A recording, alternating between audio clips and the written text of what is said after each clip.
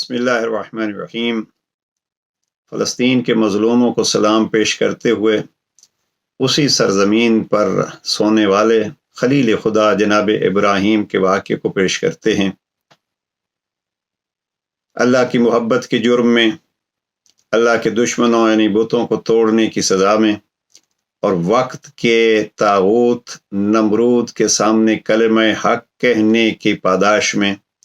ابراہیم کو آگ کی سزا ہوتی ہے۔ ادھر ایندھن اکٹھا کیا جا رہا ہے اور ایک وقت ایندھن کو روشن کیا گیا، آگ کے شعلے بلند ہوئے،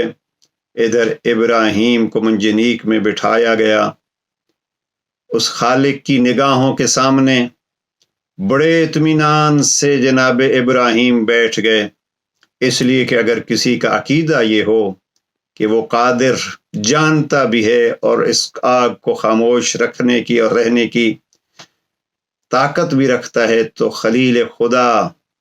اپنے خلیل کی نگاہوں میں اس منجنیق میں اطمینان کے ساتھ بیٹھ گئے۔ اکثر مفسرین نقل کرتے ہیں جب منجنیق اپنی بلندی پہ پہنچی تو جناب جبرائیل آئے، مدد کی ضرورت ہے، کہا ہاں، کہا کروں، کہا نہیں، کہا یہاں، اور یہ نہ کا کیا فلسفہ ہے، کہا مدد چاہیے لیکن اسی کی چاہیے جس کی محبت میں جلانے کے لیے پھینکا جا رہا ہوں۔ اب کریم اللہ نے ابراہیم کے لیے تو کچھ نہیں کہا، لیکن وہاں آگ کو کہا یا نار کونی بردم و سلامن علی ابراہیم، اے آگ ابراہیم کے لیے ٹھنڈی بھی ہو جا اور ذریعہ سلامتی بھی بن جا۔ اب وہاں آگ ٹھنڈی بھی ہو گئی اور ذریعہ سلامتی بھی ہو گئی۔ یہ کیا تھا جو آگ کو ٹھنڈا کر رہا تھا، اور یہ کیا تھا جو ابراہیم کو سکون دے رہا تھا؟ یہ آگ کو خاموش کرنے والے ذات گرامی پہ عقیدہ۔ ہاں، آج فلسطینی آگ میں جل رہے ہیں، لیکن عقیدہ مضبوط کیجئے، اس لیے کہ ہم نے بہت سارے ایسے تاریخ میں واقعات دیکھے ہیں۔ اسی ابراہیم خلیل اللہ کا ایک فرزند تھا جو کربلا میں تنہا رہ گیا، پیارے سارے مارے گئے، اس گرمی میں پھٹی پیشانی سے رب جلیل کی محبت میں سجدے میں سر رکھا اور کہہ رہا تھا ترکت الخلق ترا فی ہواک وایتمت العیال لکی اراک لو قطعونی بالسیوف عربا لما حن الفؤاد الی سواک۔ میں نے تیری ذات کے لیے اپنے بچوں کو یتیم کرنے کے لیے تیاری کر لی ہے، اور اگر مجھے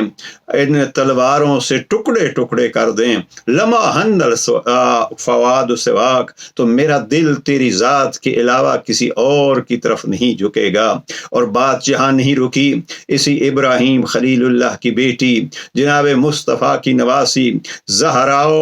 علی کی لاڈلی جناب زینب کبریٰ جب اسی شام کے علاقے میں قید ہو کے آئی اور اس وقت کے طاغوت کے سامنے بندے ہاتھوں اور کھلے سر لائی گئی، تو یہاں اللہ کی ذات پر بھروسہ کرتے ہوئے یزید جیسے اس جابر کے سامنے کہتی ہے کد قیدک وس اسایک، تو اپنے سارے زور لگا لے، اپنے مکر استعمال کر لے، لیکن خدا کی قسم فواللہ لا تمحو ذکرنا، تو ہمارا ذکر نہیں مٹا سکتا۔